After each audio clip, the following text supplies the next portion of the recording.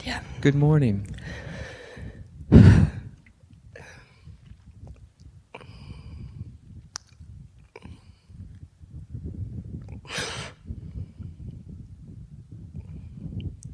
I am overwhelmed with fear and anxiety and panic. And underneath that, there's the yearning that you talk about.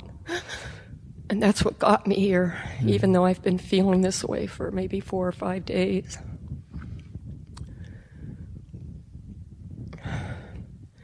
My mind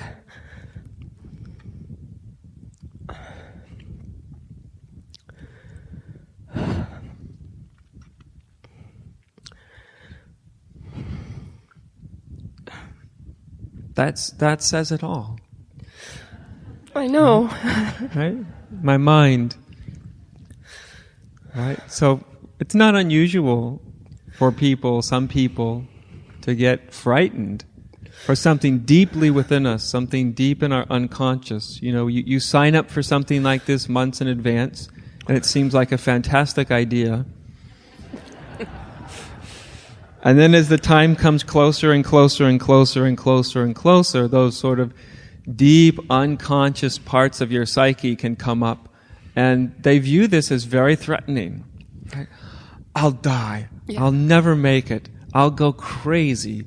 Yeah. Something absolutely unimaginably terrible. I don't know what it is, but I'm sure it's going to happen. Like that? Right? All of that. Yeah, okay. It's just because that's part of this whole process of becoming conscious is, in psychological jargon, they would say your shadow side emerges too. Everybody just wants to see their lightness and their brightness and their beauty, and that's wonderful. But also what emerges is the shadow often emerges, right? The shadow that's frightened and afraid, and it's the force within one that is basically life-denying. It's the thing that says no, no, no, no, no.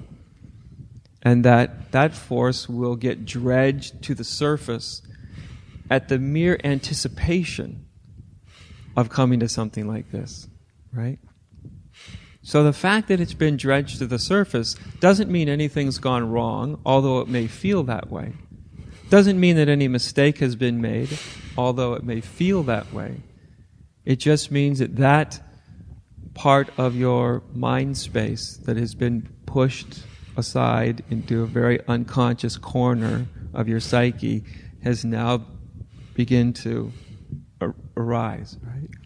And it's a bully. Do you see what I mean? I do. In other words, a bully threatens you, right? A bully works with fear and threat and aggression. And there's this part of the psyche that tries to derail us from becoming conscious.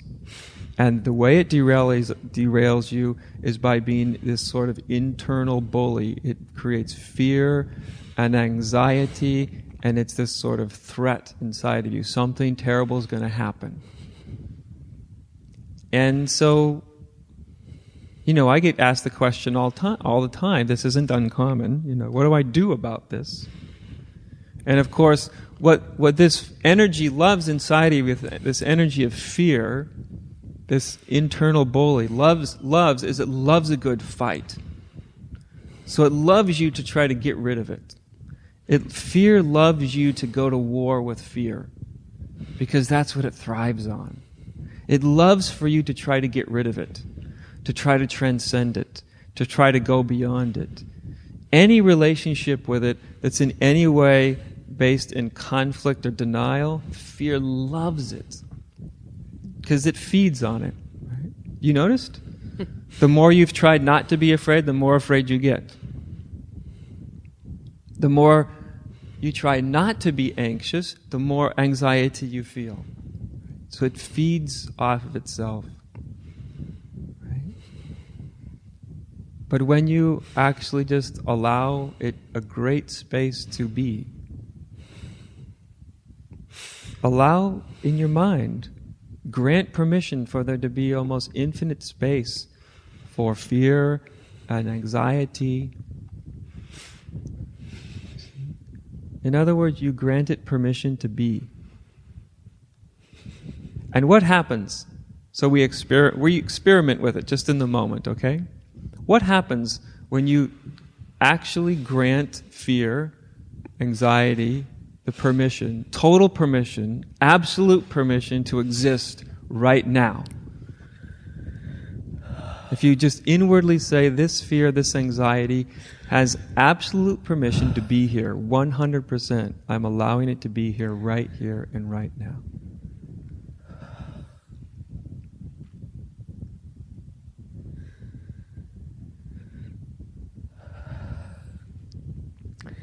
It doesn't know what to do. What's that? It doesn't know what to do. No, I don't imagine it does. So what did you want to ask me about it?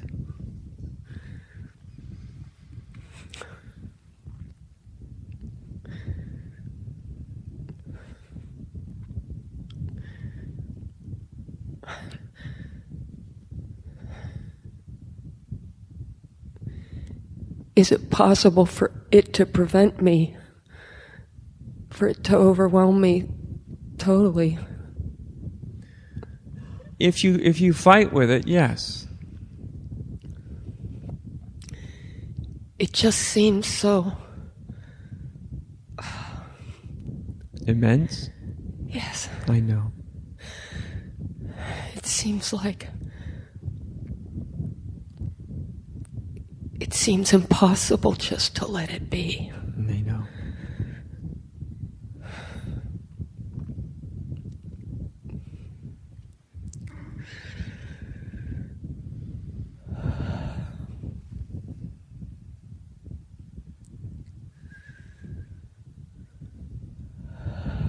See, letting it be also just means really being totally honest with yourself. I'm afraid. I'm frightened.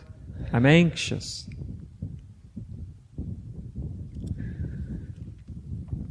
You see, because when you're totally honest with yourself in that way, it has an effect.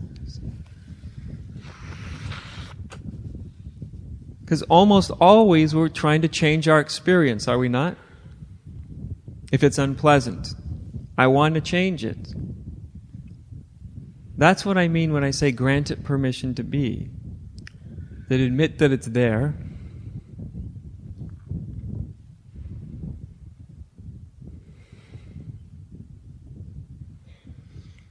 Just admit that it's there. Okay. So you're afraid. You're anxious. You've been afraid hundreds of times in your life, haven't you? Yes. You've survived so far. This feels different. It's just a little bigger because this cuts a little closer to your core. Right?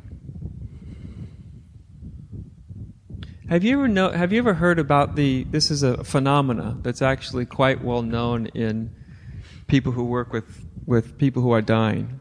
It's not unusual for someone who is dying to in a very short period before their death, they can be almost completely comatose,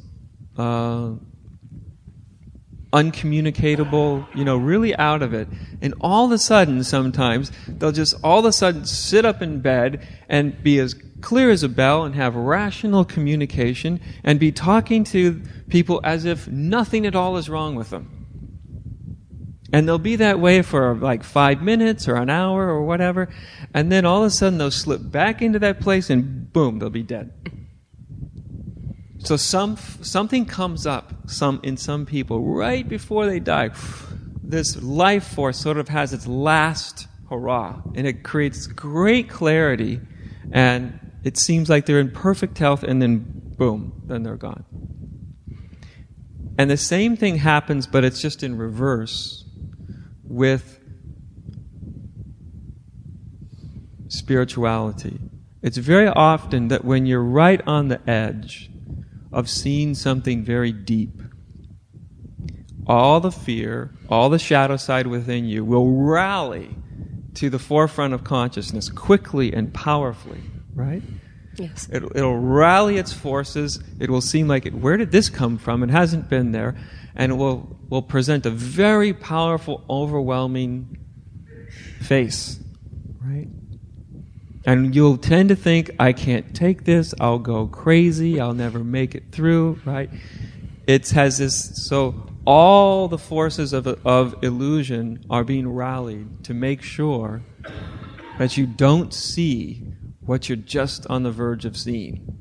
Yes. Does that make sense? Yes. You've heard the old saying, it's darkest before the dawn? Yes. It's kind of romantic when you read about it, isn't it?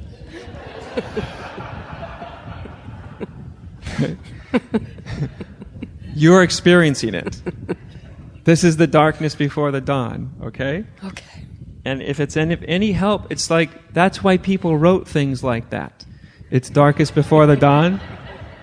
Out of compassion, like, God, let's leave a little clues to somebody else who comes along the same way, and they might like to know somebody else has experienced this before. And then it's all okay, even though it doesn't seem okay. That helps. In fact, a lot of times in spirituality, just before things get really okay, they feel really, really, really not okay. And once you've experienced that a few times, you kind of get onto it. And you stop sort of worrying about it. You know, okay, this is how things work. The forces of illusion rally everything within you. Usually when a deeper consciousness is about to present itself. Unfortunately, I can't give you like the 10-part program to get rid of all this fear. Right? Right. And even if I could, I wouldn't. Because that wouldn't help. No, what you said helps because I sense the truth to that it may come up again, but I will recognize it somewhere along the way and not give in to it the way I am now. You just don't make it wrong. Because see, that's the biggest thing. When people experience fear, the intuition, the instinctual thing is to think something's wrong here. I feel great existential fear, anxiety, dread. Something must be wrong. Right? But I can tell you, spiritually speaking, often, very often, when you have those kind of feelings and experiences, it's not that something has gone horrifically wrong, it's that something is starting to just begin to go right.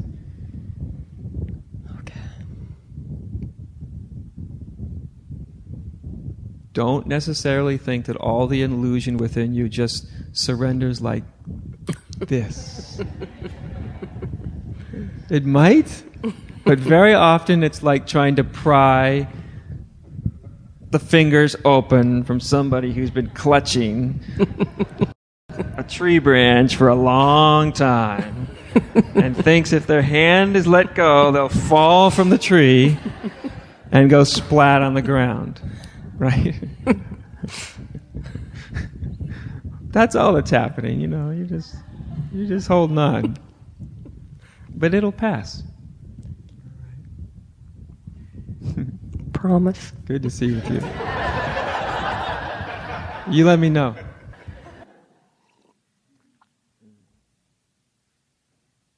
There's a fun story of it's an old story of some, I don't know if he was a king or a prince but somebody of high rank. And he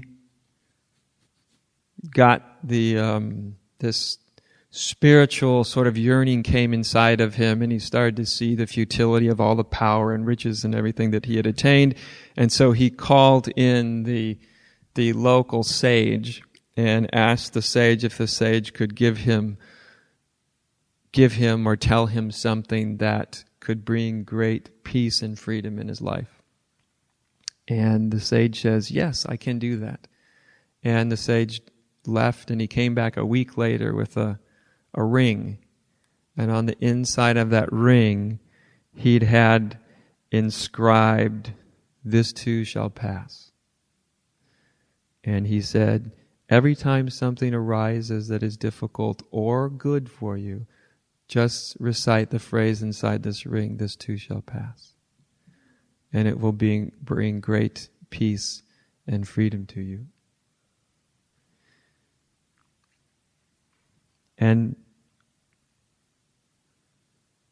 you see, when we do that on more than just a mental level, to say it mentally isn't so powerful, this too shall pass. But to really inside, intuitively, get the deeper significance of it, it actually allows the mind to not grasp in that underlying dimension of the unborn, undying, uncreated, the underlying dimension of presence is experienced, is felt, arises within consciousness. And it's anytime you have connection with that, it brings a great sense of peace and well-being and open-heartedness. What else is up? Yes, come on up.